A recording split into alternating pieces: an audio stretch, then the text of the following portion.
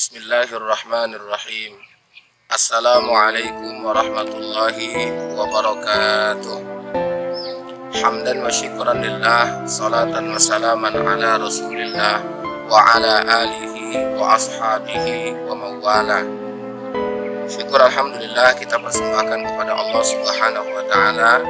Salawat dan salam kita sampaikan kepada Nabi yang kita cinta, baginda Rasul Muhammad sallallahu alaihi wasallam.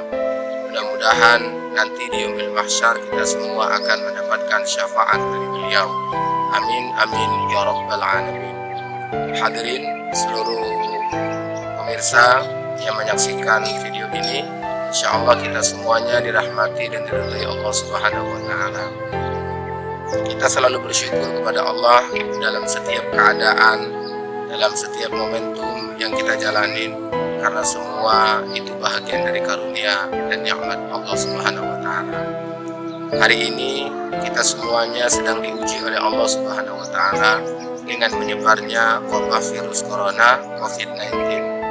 Ini merupakan hal yang perlu menjadi perhatian besar bagi kita dalam rangka menyikapi dan mencari solusi terhadap menyebar luasnya wabah virus corona COVID-19 yang ada di Indonesia khususnya dan yang ada di seluruh dunia pada umumnya. Hadirin yang dirahmati oleh Allah Subhanahu wa ta'ala, kita semuanya hidup pasti akan diuji oleh Allah. Hal ini sebagaimana yang dinyatakan oleh Allah dalam surah Al-Baqarah 155. وَلَنَبْلُوَنَّكُمْ بِشَيْءٍ مِّنَ الْخَوْفِ وَالْجُوعِ وَنَقْصٍ مِّنَ الْأَمْوَالِ وَالْأَنفُسِ وَالثَّمَرَاتِ وَبَشِّرِ الصَّابِرِينَ. Dan pasti kami akan menguji kalian dengan sesuatu berupa rasa takut, kelaparan, kekurangan harta, kekurangan jiwa, dan kekurangan buah-buahan. Dan berilah kabar gembira kepada orang-orang yang bersabar. Hadirin yang dirahmati oleh Allah Subhanahu wa ta'ala, ayat ini pertama memastikan bahwa setiap manusia hidup pasti akan diuji oleh Allah. Tidak ada manusia yang hidup tanpa ujian dari Allah. Akan tetapi ujiannya itu berbeda-beda. Allah sebut dalam ayat ini pertama berupa rasa takut, ada yang kedua berupa kelaparan, baru kemudian yang ketiga berupa kekurangan harta, yang keempat kekurangan jiwa, baru kemudian yang kelima adalah kekurangan buah-buahan. Ujian ini hadirin menjadi catatan besar bagi kita, bahwa kita yang hidup ini jangan pernah bermimpi tidak diuji oleh Allah. Semua kita hidup pasti akan diuji oleh Allah Subhanahu wa ta'ala. Tetapi ujian kita ini berbeda-beda. Kalau ujian itu kemudian dikemas dengan bahasa masalah, maka tidak ada orang hidup tanpa masalah. Bahkan ketika kita ditanya mahul hayah, apa itu hidup? Jawabannya al-haya'u wal masalah. Hidup itu adalah masalah. Karena memang apa? Memang kita dihidupkan oleh Allah untuk menghadapi masalah.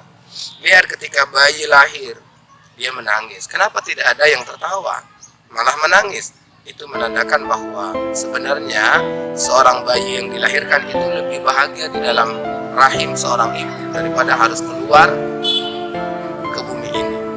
Nah kemudian setelah itu dia dapat masalah, bagaimana membuka mata, bagaimana menggerakkan tubuh, menegakkan kepala, merangkak, kemudian berdiri, berjalan, berlari, dan pada akhirnya dia juga akan memikirkan bagaimana caranya supaya dia bisa berbicara.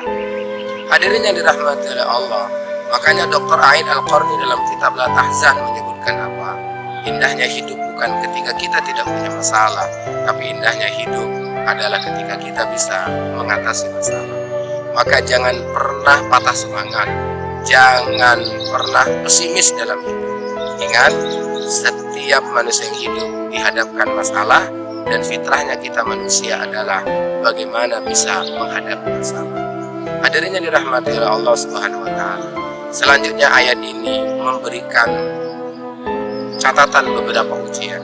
Tapi hari ini kita akan fokus pada satu ujian, yakni khauf, rasa takut. Ini merupakan ujian yang diberikan oleh Allah kepada setiap manusia. Tidak ada manusia yang tidak punya rasa takut dalam hidup. Semua manusia pasti punya rasa takut. Yang tidak punya rasa takut itu adalah Tuhan. Dan ketika ada manusia mengatakan, aku tidak punya rasa takut, dia sesungguhnya sedang berbohong. Karena ketika dia mengatakan bahwasanya dia tidak punya rasa takut, berarti dia sedang menunjukkan posisi dia sama dengan Tuhan. Karena hanya Tuhan, hanya Allah lah yang tidak punya rasa takut. Malah Allah lah yang menitipkan rasa takut. Lantas ketika kita paham bahwasanya manusia itu pasti punya rasa takut, yang kita harus lakukan apa? Menyikapinya. Bagaimana menyikapinya dengan baik? Orang yang dititipkan oleh Allah rasa takut, maka yang harus dilakukan adalah mengendalikan rasa takut, bukan malah dikendalikan oleh rasa takut. Orang yang bisa mengendalikan rasa takut, maka dia akan hidup dengan tenang. Tapi kalau ada orang yang dikendalikan oleh rasa takut, maka hidupnya akan dihantui dengan kepanikan. Maka hadirin, kita tidak boleh dikendalikan oleh rasa takut. Mari kita sama-sama mengendalikan rasa takut.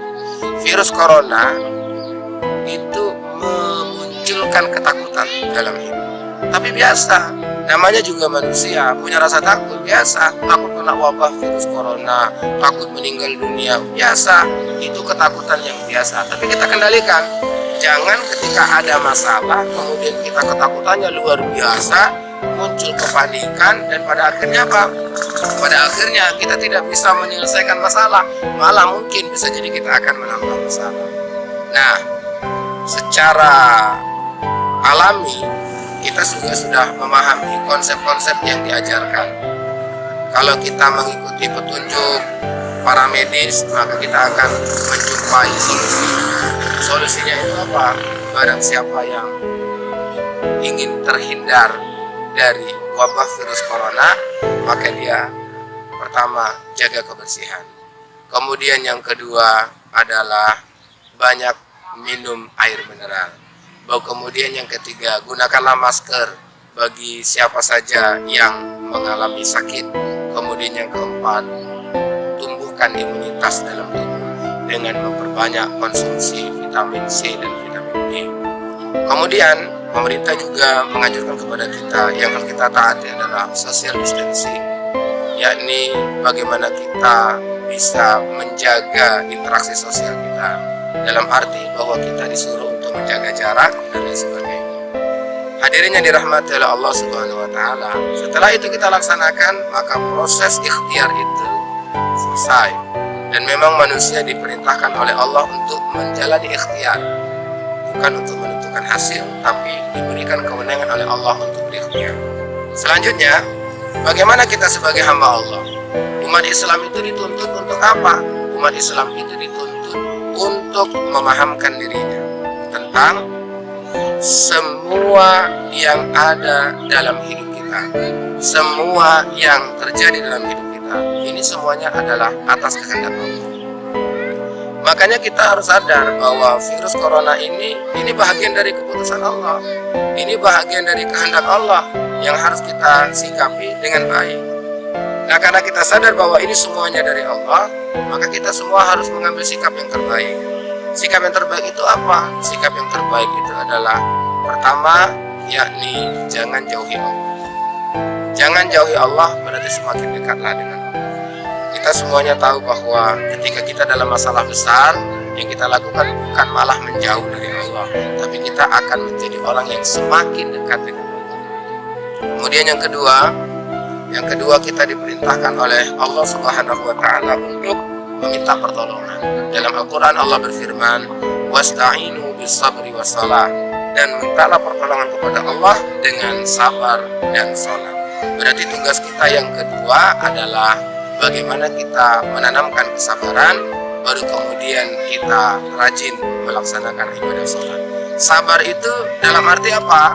Sabar untuk tidak keluar dari rumah, sabar untuk tidak jalan-jalan, sabar untuk tidak pergi ke mall, sabar untuk tidak berwisata, dan kita pakai doktrin pemerintah stay at home, bahwa kita tetap berada di rumah.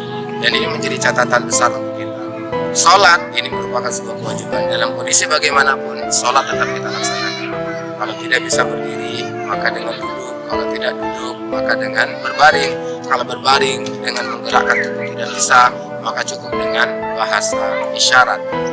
Nah, ini merupakan bahagian dari kewajiban yang tak boleh kita tinggalkan dalam kehidupan kita.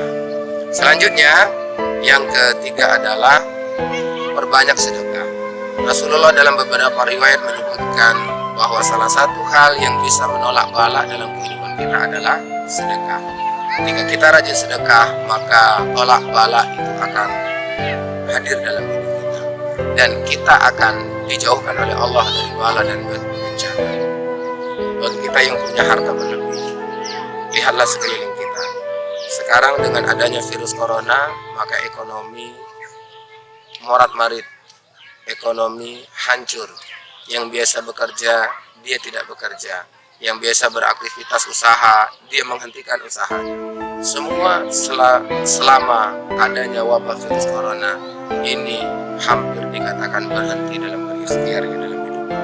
Maka oleh sebab itu, kita yang memiliki banyak harta, silahkan kita semuanya ambil kesempatan untuk bersedekah. Lihat saudara-saudara kita yang ada di sekeliling kita, bagaimana mereka bisa bersedekah.